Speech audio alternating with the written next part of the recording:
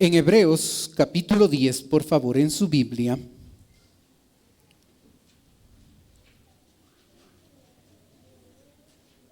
Empezando en el versículo 19, por favor. Queremos estudiar esta porción. Leámoslo, por favor. Hebreos capítulo 10, casi al final del Nuevo Testamento. Hebreos capítulo 10, el versículo 19.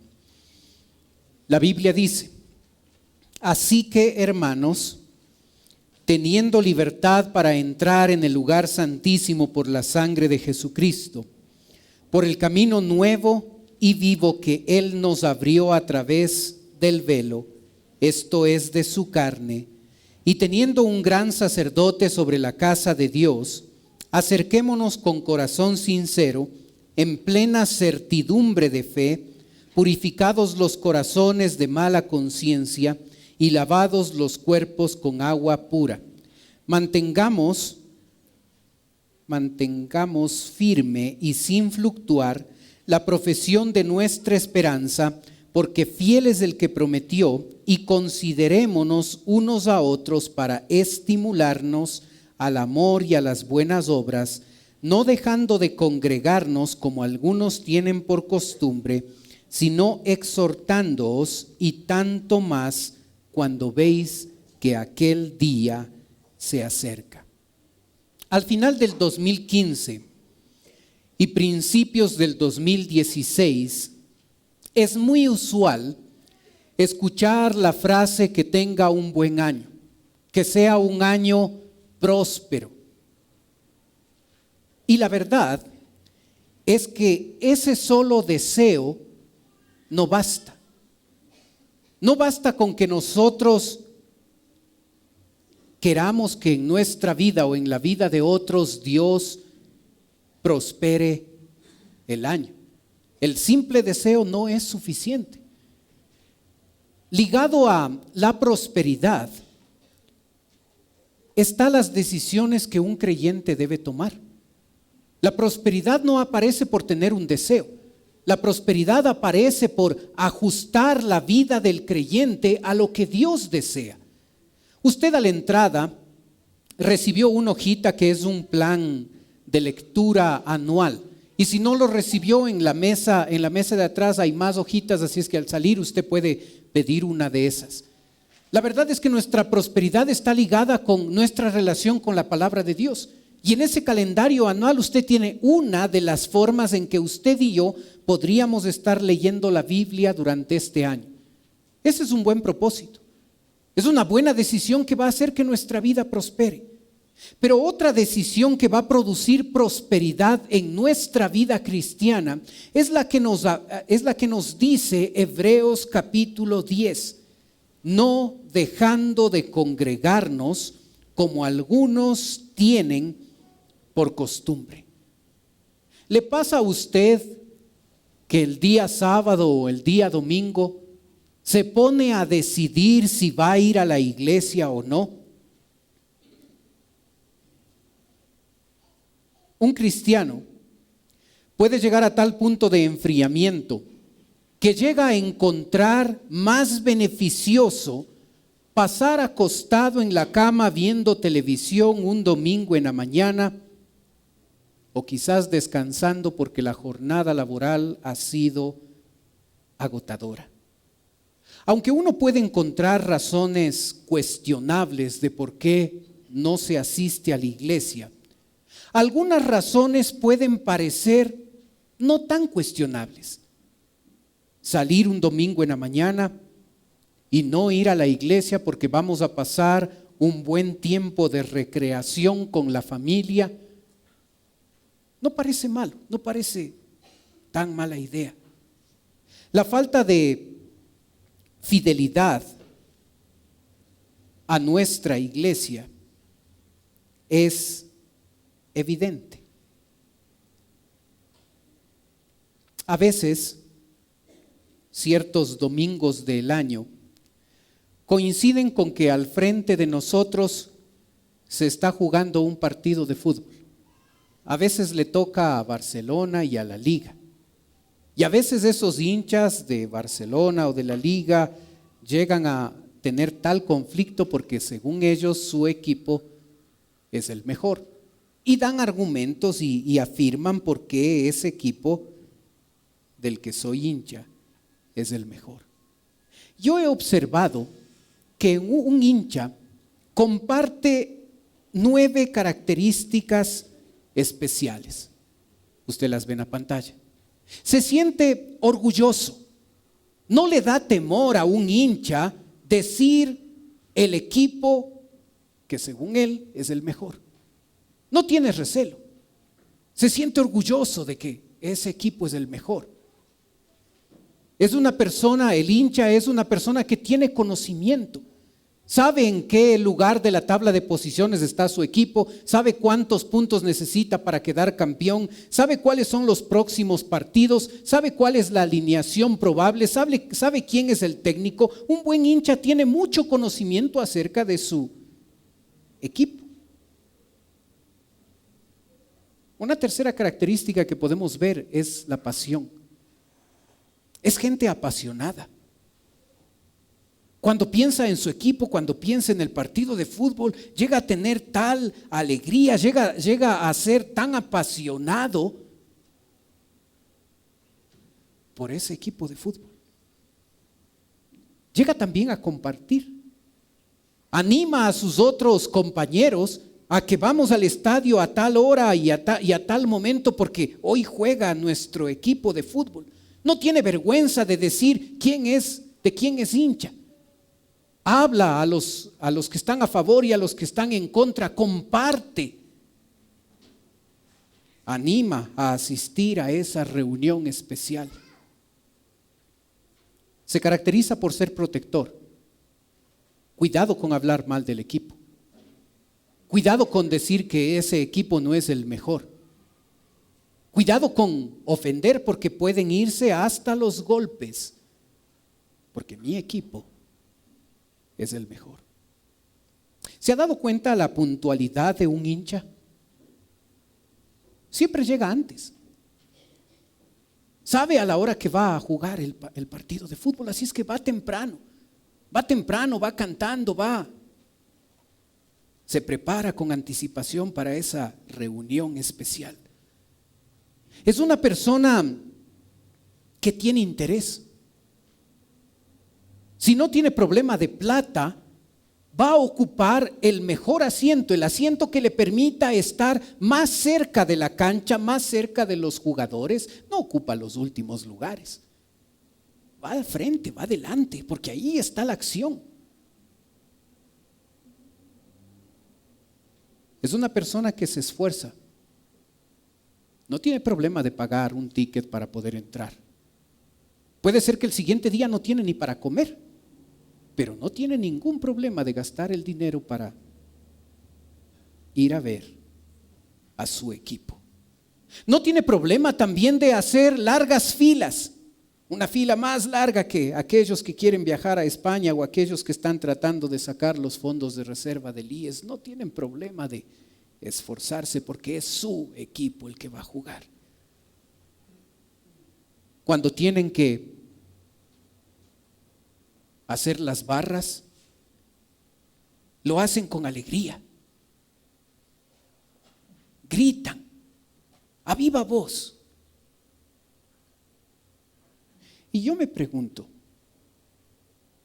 ¿por qué no nos apasiona tanto una reunión con nuestro Creador?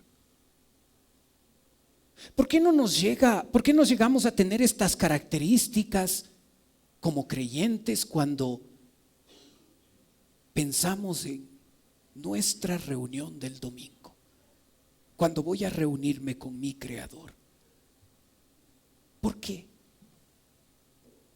¿Por qué tiendo a pensar que el próximo domingo? Esta es la estadística de nuestra iglesia en torno a la asistencia. 40% de la gente de nuestra iglesia asiste todos los domingos. 40%. Se pone a pensar un ratito en esto, tenemos que abrir un tercer culto porque no avanzamos en cuanto a capacidad. Esa no es la principal razón, pero es una de las razones. y solo el 40% viene fielmente. O sea, si esto funcionaría mejor, no necesitaríamos solamente un tercer culto. Deberíamos estar pensando en un cuarto, en un quinto y probablemente también en una cama para el pastor para que entre cultos pueda descansar un poquito porque, wow, sería tremendo tener más cultos. Pero el 60% de la iglesia asiste fielmente cada 15 días. Asiste fielmente una vez al mes. Asiste fielmente una vez cada 2 meses. Esa es la realidad de nuestra asistencia. Si usted estuvo en la asamblea que tuvimos hace unos pocos minutos al final del primer culto, usted pudo observar cuánto Dios nos ha bendecido como iglesia, cómo nos ha bendecido. Vimos el listado de cómo Dios ha bendecido en la obra misionera, en los ministerios, en diferentes áreas. Hay cosas que podemos crecer y podemos mejorar, pero en resumen 2015 ha sido un año como iglesia, un año de bendición. En asistencia, ¿no? Somos muchos, usted observa, esto está lleno. Y el primer culto estuvo igual. Pero solo el 40% de la congregación asiste fielmente todos los domingos. Llamamos al día del domingo el día del Señor. Pero la verdad es que a veces para nosotros es el día de la familia, el día del descanso, el día de esa reunión que necesito hacer. Pero no es el día del Señor. Porque si realmente es el día del Señor, este día es de Él, no es mío. Es de Él y lo que Él quiere debería estar yo haciendo. Interesante que cuando usted busca la frase el día del Señor, solo aparece una vez en la Biblia. Y aparece en un libro un poco extraño para algunos, en el libro de Apocalipsis, capítulo 1, versículo 10. La mayoría de veces que aparece el día domingo, aparece en la Biblia con la frase el primer día de la semana. El primer día de la semana. Probablemente es el uso que se da con mayor frecuencia para recordarnos a nosotros que el primer día de nuestra semana no es lunes. El primer día de la semana es domingo. Y es en ese primer día que Dios espera de nosotros las primicias de nuestro tiempo, congregándonos juntos como hermanos a alabar al Señor, porque Él ha sido bueno. El primer día de la semana. Este problema de inasistencia ¿es un problema de esta iglesia? ¿Las otras iglesias también luchan con esto? ¿Es un problema de esta época y de la modernidad en la que nos encontramos? La verdad es que el escritor de Hebreos escribe esta porción que leímos en el principio porque la gente estaba teniendo ese mismo problema. Y cuando usted y yo ponemos algo antes que el congregarnos, si algo es más importante para nosotros que congregarnos un día domingo, probablemente tenemos 3 o uno de 3 problemas. El primer problema, versículo 19. Así que, hermanos, teniendo libertad para entrar en el lugar santísimo por la sangre de Jesucristo, por el camino nuevo y vivo que Él nos abrió a través del velo, esto es de su carne, y teniendo un gran sacerdote sobre la casa de Dios, acerquémonos con corazón sincero, en plena certidumbre de fe, purificados los corazones de mala conciencia y lavados los cuerpos con agua pura. Observa cómo empieza el 19. Empieza con una conclusión. Así que, por lo que se ha dicho antes, Nosotros debemos, así que hermanos, teniendo libertad para entrar en el lugar santísimo. Necesitamos verlo en una foto para que nos demos cuenta. Aquí están los, antes de esa, ponga nomás la anterior, por favor, gracias. La anterior a eso, exacto. Los gentiles, las mujeres, los judíos, los sacerdotes, el sumo sacerdote y Dios. Y estas personas o grupos de personas son las que participaban de la asistencia al templo en ese tiempo cuando se escribe Hebreos. Y ahora sí en la gráfica usted puede observar a estas 6 personas y su relación con el templo y con la asistencia. Aquí usted ve que el templo está rodeado por un pequeño perímetro a todo lo largo del templo. Este perímetro tiene 13 entradas. En ese perímetro, en cada entrada, había una pequeña inscripción. Esta pared era conocida como la pared de Sored. En esta inscripción, en 3 idiomas diferentes, se decía que el gentil que atraviese esa pared debía morir. Así es que para el que era gentil, aquí vivía Dios, en el lugar santísimo. El gentil siempre vería, como se dice popularmente, los toros de lejos. Él nunca en su vida, no importa lo que hacía, no importa si era bueno, si era malo, no importa si le tenía como pana al sacerdote o al sumo sacerdote, nunca iba a cruzar esta pared. Aquí, desde aquí, a lo lejos, tenía que realizar su adoración a Dios.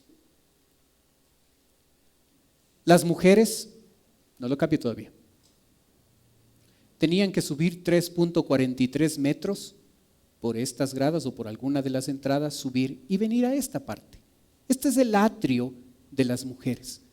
Toda mujer judía podía ingresar a este sitio después de subir todo esto. Y ellas podían estar solamente aquí. Igual estaban lejos de la presencia de Dios. Los judíos debían subir 3.43 metros y ubicarse en la parte interna de este sitio. Todo este lugar era ocupado por el hombre judío. Estaba un poco más cerca de la presencia de Dios. En esta zona estaba el atrio de los sacerdotes. Ellos realizaban todo su trabajo aquí. Entraban también a la mitad de esto al lugar santo, aquí. Y solo el sumo sacerdote, y una vez al año, podía ingresar por una cortina que había aquí, cruzar esa cortina y entrar al lugar santísimo donde estaba la misma presencia de Dios. Cuando Jesucristo muere en la cruz de Calvario, como una bendición, como un resultado de su muerte en la cruz del Calvario, se rompe esa cortina. Recuerde que este sitio, como lo acabamos de ver, era un sitio exclusivo. Solo el sumo sacerdote podía entrar a la presencia de Dios. Era un sitio que se llegaba con dificultad. Había que pasar a 11 metros, subir 11 metros hasta llegar al lugar santísimo. Era inaccesible, solo una persona, y una vez al año el sumo sacerdote podía entrar a la presencia de Dios. Había muchas barreras para el gentil, para las mujeres, para el judío, aún para los sacerdotes, aún para el sumo sacerdote, porque solo una vez al año podía ingresar. Pero Mateo 27 dice: mas Jesús, habiendo otra vez clamado a gran voz, entregó el Espíritu. Y he aquí, el velo del templo se rasgó en dos, de arriba abajo. Con la muerte de Cristo, ese lugar inaccesible, la misma presencia de Dios, fue rota esa cortina para que de manera simbólica la gente desde ese momento supiera que ahora la presencia de Dios no es un lugar exclusivo, no es solo para una persona, sino que ahora todo aquel que recibe a Cristo puede ir a la misma presencia gloriosa de Dios. ¿Entiende ahora con todo este contexto el versículo 19? Así que, hermanos, teniendo libertad de entrar en el lugar santísimo, por la sangre de Jesucristo, por el camino nuevo y vivo que Él nos abrió a través del velo, esto es, de su carne. ¿Sabe? Un creyente no asiste a la iglesia porque no entiende el privilegio que tiene, porque no recuerda que antes no era así. Porque antes la presencia de Dios residía en un sitio, ahí en Jerusalén, en el templo. Y solo el sumo sacerdote podía entrar. Y la gente que vivía lejos, en otro lugar del planeta, si quería entrar tenía que hacer el viaje a Jerusalén. Si quería estar cerca del templo tenía que viajar a Jerusalén. Ahora ya no es así. Ahora no solo el acceso ha sido abierto para todos, sino ahora la Biblia enseña que cada creyente, cada hijo de Dios es un templo. La presencia de Dios ya no reside primariamente en un sitio físico como era antes. Ahora, si usted es un hijo de Dios, usted es casa de Dios, Dios vive en usted. Usted puede tener contacto con Dios en cualquier lugar, en cualquier momento, en cualquier sitio. Nos hemos olvidado lo privilegiados que somos.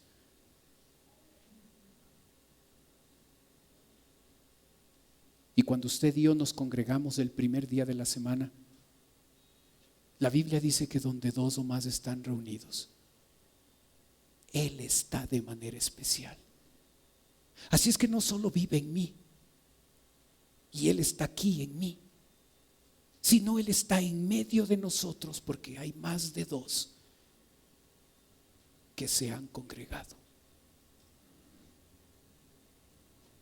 Un buen propósito que usted y yo podríamos ponernos este año es ser fiel al Señor, es darle lo que le pertenece a Él el primer día de la semana. El día del Señor es este.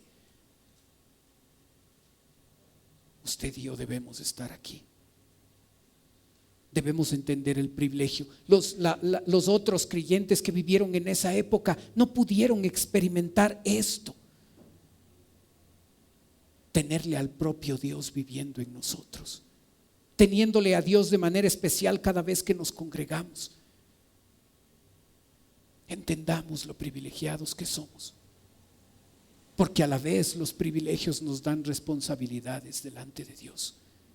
Tenemos el privilegio de congregarnos el primer día de la semana.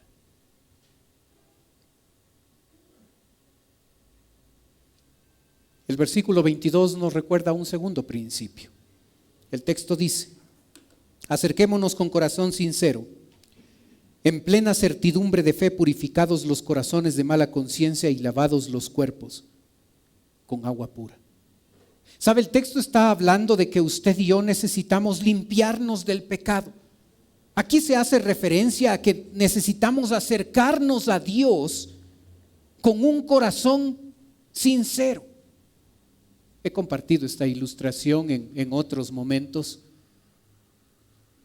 Aquí está una escultura.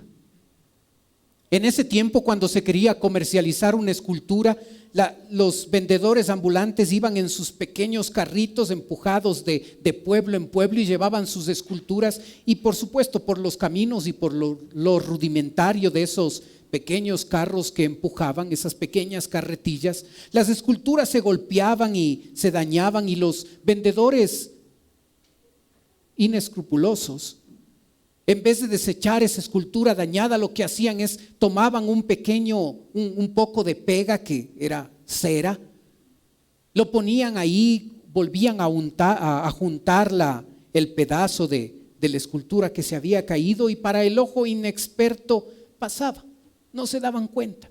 Así es que compraban la escultura, tomaban la escultura, algunos de ellos los ponían esa escultura en sus jardines, pero cuando salía el sol,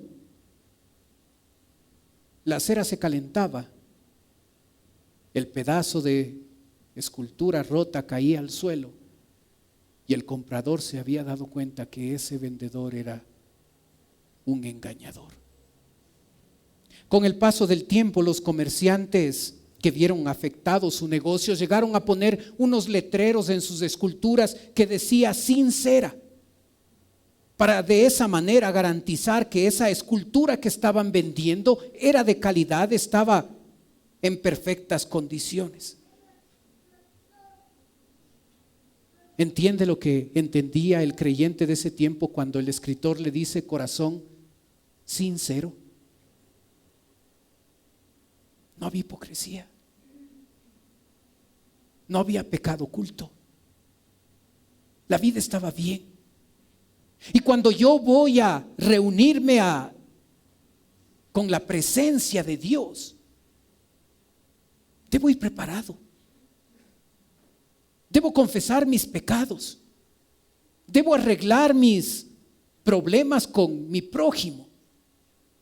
Debo venir listo, preparado, acercarme confiadamente, con corazón sincero, en plena certidumbre de fe. Debo estar seguro de que estoy bien, porque si estoy bien en mi vida, en mi corazón, en verdad voy a poder alabar a mi Señor. Necesito acercarme a su presencia, preparándome espiritualmente, teniendo un corazón sincero. Pero el versículo 22 nos da otro detalle. Purificados los corazones de mala conciencia y lavados los cuerpos con agua pura. Y cuando usted lee la frase, los primeros oyentes de este texto estaban pensando en la fuente de bronce. Si podemos ir a donde está el templo, por favor, la foto del templo otra vez. Del templo. Un antes, exacto. Aquí está la fuente de bronce.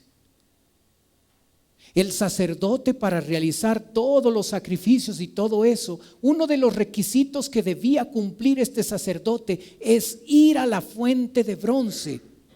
En la fuente de bronce había dos detalles. El primero es que estaba llena de agua para poder lavarse, simbólicamente estar limpios del pecado. Pero las fuentes de bronce, esta fuente de bronce, este lavacro, según Éxodo 30, estaba forrado con los espejos de las mujeres. Moisés había pedido a todas las mujeres que den sus espejos y había recubierto al lavacro con esos espejos y luego había llenado con agua ese lavamanos, ese lavacro. La intención de hacer todo esto es que el sacerdote se pudiera acercar a servir al Señor, a la presencia de Dios, y en ese lavacro, en ese lavamanos, él cuando se acerca pudiera ver su rostro. Y eso le recordara que necesita prepararse antes. Cuando usted se ve al espejo, ¿qué trata de hacer?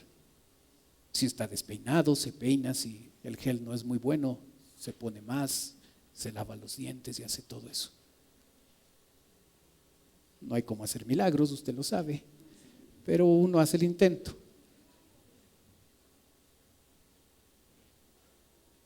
¿Sabe que la Biblia es llamada espejo? Usted y yo nos vemos frente a la palabra de Dios. Y cuando la leo, la Biblia refleja mis pecados, mis fallas, las cosas que debo cambiar, las cosas que debo mejorar. Y luego, el lavacro no solo le mostraba los pecados al sacerdote, sino le daba la posibilidad de tener agua donde simbólicamente él podía lavarse de esos pecados en los que había caído. Usted y yo Necesitamos limpiarnos del pecado, llegar a la misma presencia de Dios, preparados espiritualmente. Como usted ve la cita ahí en Mateo 5, el texto dice: por tanto, si traes tu ofrenda al altar y allí te acuerdas que tu hermano tiene algo contra ti, deja allí tu ofrenda delante del altar y anda, reconcíliate primero con tu hermano y entonces ven y presenta tu ofrenda. Algunos dicen: estoy mal con Dios, o estoy mal con un hermano, no puedo ir a la iglesia. Aquí no dice eso. Aquí dice que debo ir, solucionar mi problema con mi hermano y luego venir y congregarme. Debo venir preparado. Debo haber pedido perdón a todos los que debo pedir perdón: al hijo, a la esposa, al vecino, a los que he ofendido.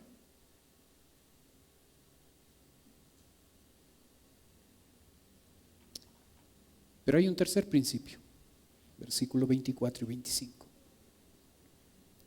Y considerémonos unos a otros para estimularnos al amor y a las buenas obras, no dejando de congregarnos como algunos tienen por costumbre, sino exhortándoos, y tanto más cuando veis que aquel día se acerca.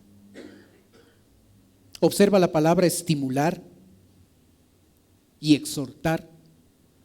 Generalmente cuando un creyente se congrega, piensa en recibir. Quiero recibir un buen puesto para mi vehículo, quiero recibir un buen refrigerio en el bar, quiero recibir buena música, quiero recibir un buen mensaje, quiero recibir. Observó que el texto dice: para estimularnos al amor y a las buenas obras. Cuando voy a la iglesia, debo ir con el objetivo de dar estímulo a otro. Debo estimular a mi hermano a que ame más a Dios. Debo estimular a mi hermano a que haga más buenas obras.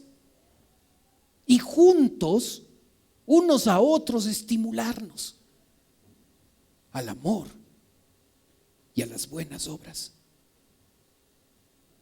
Hermano, usted y yo necesitamos entender que nuestra participación al asistir en la iglesia, a la iglesia, es importante. Ni se han de dar cuenta que no fui. Y puede ser que sí. Puede ser que no nos dimos cuenta. No espere que su pastor se acuerde de quién los 400 que vinieron el día domingo. No espere, va a esperar, va a salir desilusionado. Yo no me voy a acordar de eso. A duras penas me acuerdo que fue mi esposa y mi hijo, y porque les llevé en el carro. Pero ¿sabe qué? Su discipulador sí va a darse cuenta si usted no vino.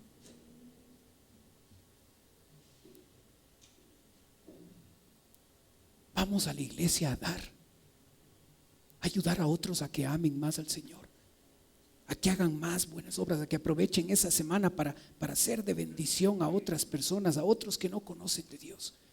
Y vamos a recibir de otros también estímulo para vivir como debemos vivir.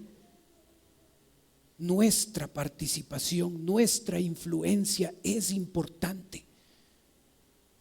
No debo pensar que nada pasa si no voy, nadie se da cuenta.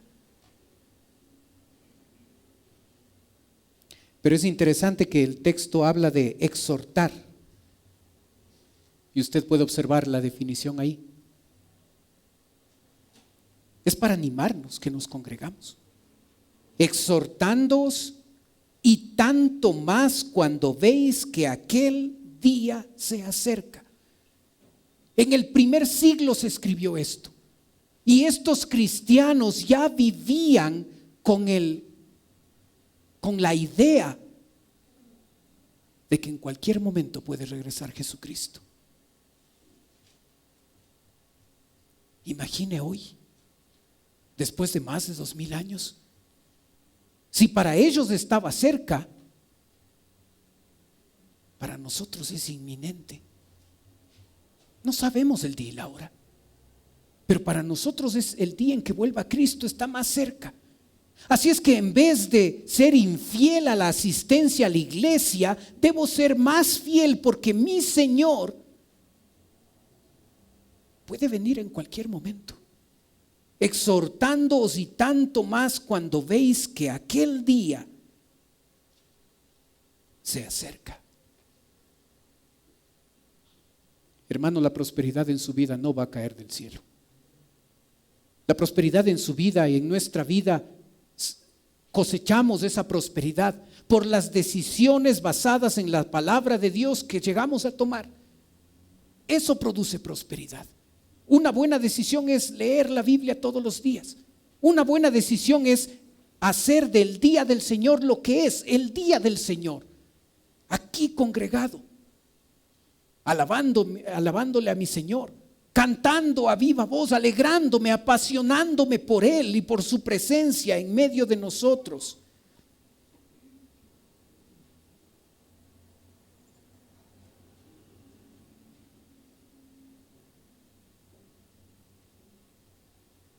Dejemos a un lado las excusas.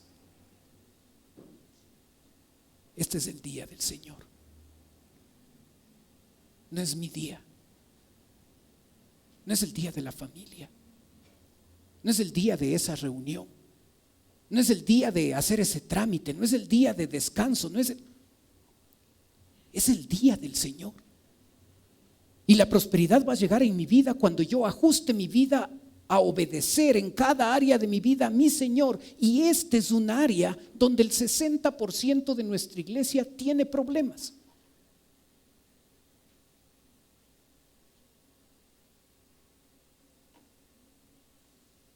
Entendamos lo privilegiados que somos. Entendamos que debemos limpiarnos. Porque si sigo sucio con ese pecado que no quiero aceptar y no quiero confesar, debo recordar que el pecado lo que hace es quitarme la pasión. En la práctica eso hace el pecado. Me roba la pasión por Dios. Ya no tengo deseo de ir a la iglesia, ni leer la Biblia, ni orar, ni congregarme, ni servirle, ni hacer nada. Ahora mis deseos son diferentes, mucho más similares a los deseos que el mundo tiene. Así es que se ha perdido la pasión por Dios. Probablemente hay que confesar el pecado. Porque necesitamos estar limpios para poder disfrutar del privilegio de poder congregarnos. Y debo llegar a entender que mi influencia es importante. Que mi presencia aquí es importante. Que Dios tiene una cita conmigo el día domingo. Y yo debo llegar puntual. Y yo debo llegar listo y preparado para darle la alabanza y la adoración que Él espera de mí. Quitemos las excusas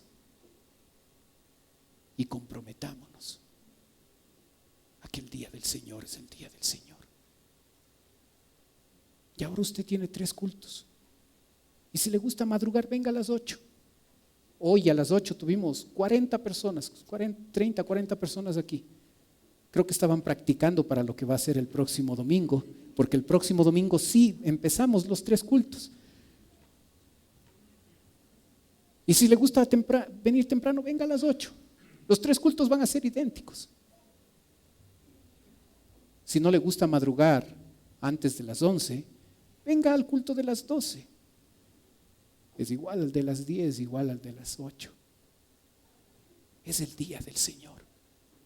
Ajuste su vida y su agenda a lo que Dios espera de usted. Y usted va a ver prosperidad. Oremos. Padre Celestial,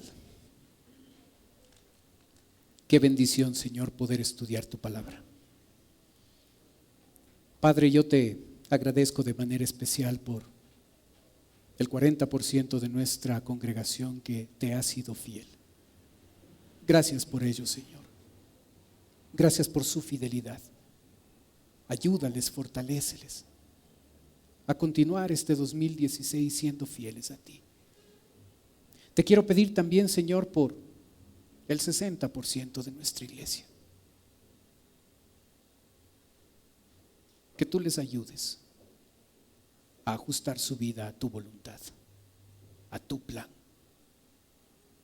Que podamos entender el privilegio. Que podamos recordar que el pecado lo que hace es robarnos el deseo de buscarte, de servirte. Y que aprendamos a limpiarnos y venir preparados. Ayúdanos a recordar lo importante de nuestra influencia.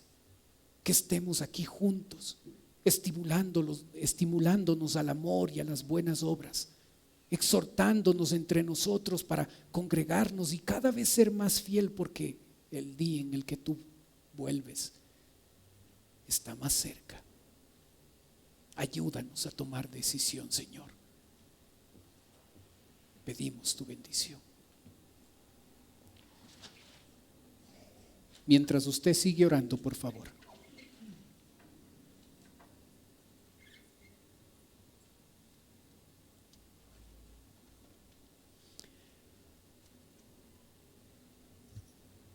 Si hay una persona que viene por primera vez a nuestra iglesia,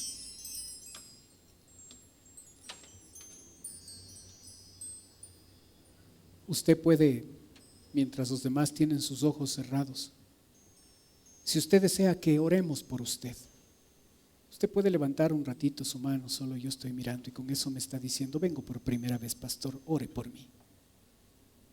¿Hay alguien así esta mañana? Gracias, veo su mano. ¿Alguien más por primera vez con nosotros?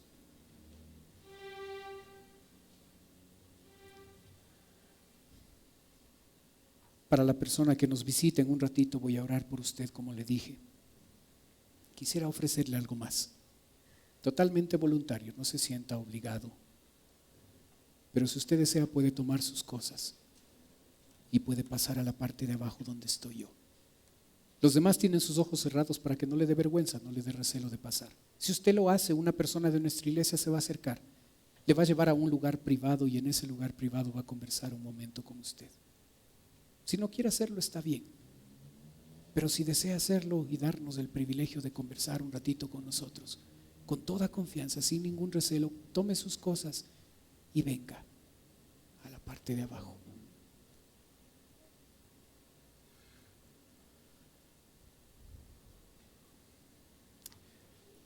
Padre Celestial, te agradezco, Señor, por las personas que nos visitan. Te ruego, Señor, por sus vidas, y tú que conoces mejor sus vidas, sus necesidades, conforme a tu voluntad, yo te ruego que tú puedas suplir de esas necesidades. Te pido por nosotros, Señor, tus hijos. Ayúdanos, Señor, en verdad, a darte la prioridad a ti en nuestra vida, a que tú seas el primero. Pedimos tu bendición. Oramos en el nombre de Cristo Jesús. Amén. Puestos de pie, cantemos, por favor.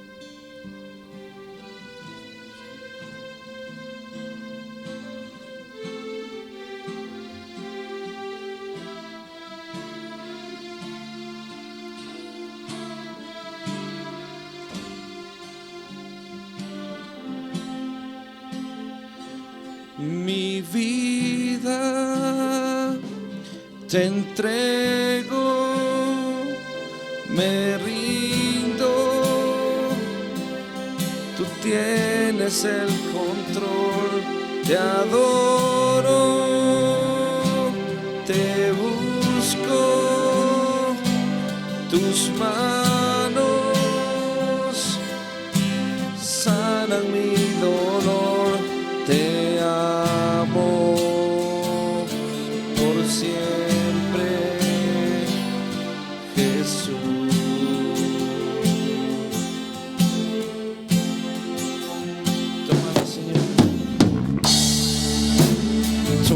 tómame, Señor.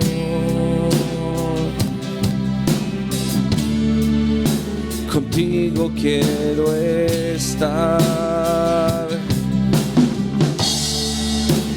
Tómame, Señor, soy tuyo.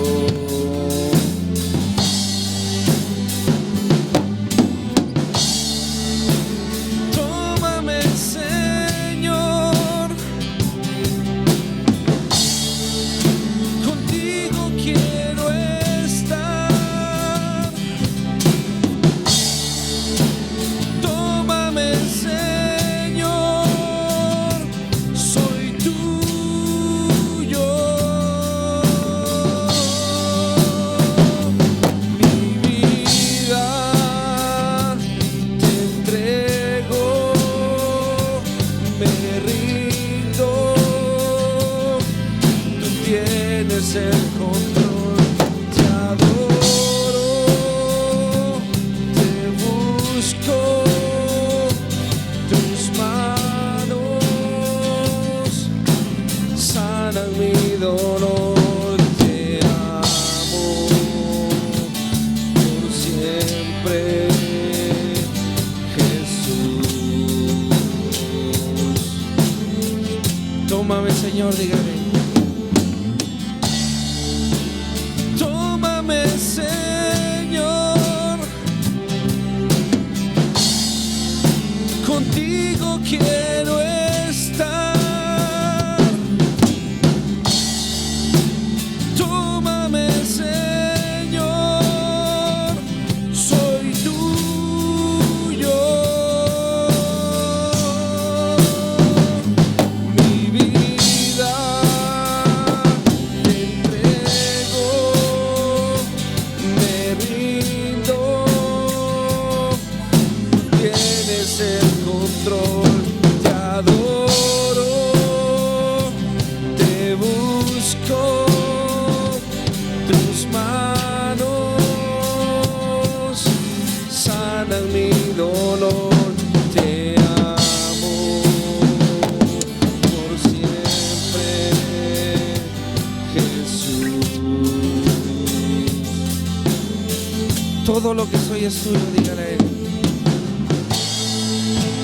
Todo lo que soy es tuyo, es tuyo. Todo lo que soy es tuyo, es tuyo. Y todo lo que soy es tuyo, es tuyo. Todo lo que soy es tuyo, es tuyo. Todo lo que soy es tuyo. Todo lo que soy es tuyo, es tuyo. Mi vida te entrego, me rindo. Tú tienes el control, te adoro, te busco. Tus manos sanan mi dolor. Mi vida te entrego, me rindo. Tú tienes el control, te adoro, te busco. Tus manos sanan mi dolor. Te amo por siempre, Jesús. Te amo por siempre, Jesús. Te siempre, Jesús.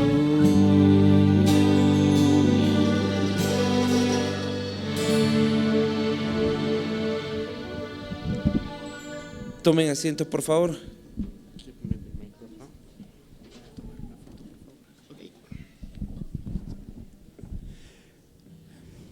Para variar, me olvidé que tenía que bautizar después de la primera canción. Pero gracias por la paciencia. Así es que vamos a pedir a nuestro hermano que pase. Usted sabe, el único requisito para poder ser bautizado es recibir a Cristo como Salvador personal. Así es que el hermano ha recibido a Cristo como su Salvador y por eso vamos a bautizarle. Usted recuerda que debemos bautizar en el nombre del Padre, del Hijo y del Espíritu Santo. La Biblia también dice que la persona que se bautiza es miembro de una iglesia, así es que desde hoy él es miembro de nuestra congregación. Al final no se olvide de saludarle, de recibirle como parte de nosotros. Así es que tenemos la bendición de poder hacerlo. ¿Crees en el Señor Jesucristo como tu Salvador personal? Sí, sí creo. En obediencia a mi pastor y maestro, el Señor Jesucristo, yo te bautizo en el nombre del Padre y del Hijo y del Espíritu Santo, sepultado con Él en el bautismo, levantado para andar en vida nueva.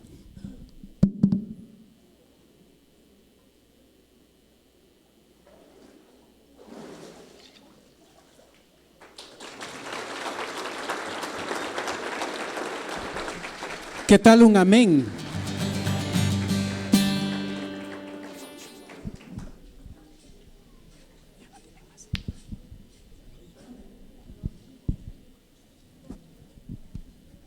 Buenas tardes, mis hermanos.